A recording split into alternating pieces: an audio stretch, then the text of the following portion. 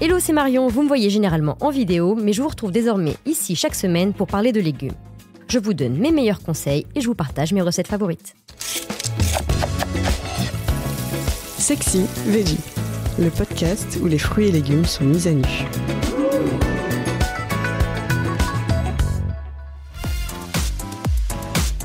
L'aubergine. Comment en être complètement baba ? Difficile de ne pas l'aimer. Avec sa texture crémeuse, l'aubergine a le don de titiller notre gourmandise. Et pourtant, j'ai passé des années à ne pas aimer l'aubergine. La faute aux aubergines spongieuses et mal préparées de la cantine. Burk. Mais tout ça, c'est du passé.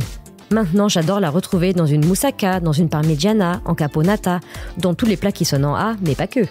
L'aubergine se décline à l'infini et pas besoin d'être un chef 3 étoiles pour la cuisiner.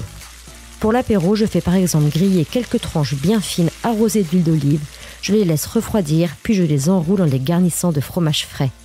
Disons que c'est un peu ma technique pour impressionner mes amis avec pas grand-chose. Pour ceux qui l'aiment chaude, je parle bien de l'aubergine, ne nous égarons pas, je ne peux que vous recommander de la préparer en tempura. Vous savez, ces petits beignets de légumes japonais bien croustillants.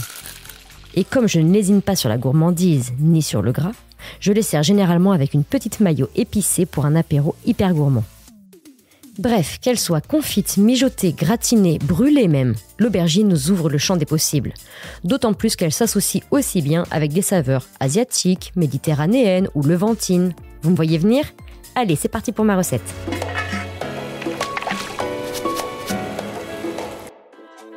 Et oui, qui dit aubergine à l'apéro dit forcément baba ganoush. Ce délicieux caviar d'aubergine dont les Libanais ont le secret est juste hyper simple à réaliser. Pour ça, je choisis une grosse aubergine bien ferme et je la pique dans tous les sens avec une fourchette. Je l'emballe dans du papier alu et je la mets dans mon four bien chaud pendant 45 minutes ou encore mieux dans les braises de mon barbecue.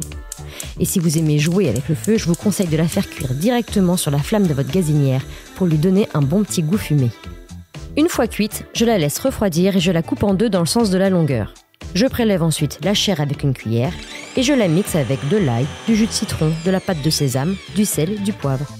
Ce n'est pas très réglementaire, mais j'aime aussi ajouter une pincée de cumin. Et j'arrose le tout d'un filet d'huile d'olive au moment de servir. Pas compliqué, non ? J'aime bien aller taper dedans avec du pain pita, même si du pain grillé fait très bien l'affaire aussi. Après voilà, pita ou non, ce mezze vous rendra baba à tous les coups. C'est la fin de cet épisode. Si vous l'avez aimé, n'hésitez pas à commenter, à liker et à vous abonner.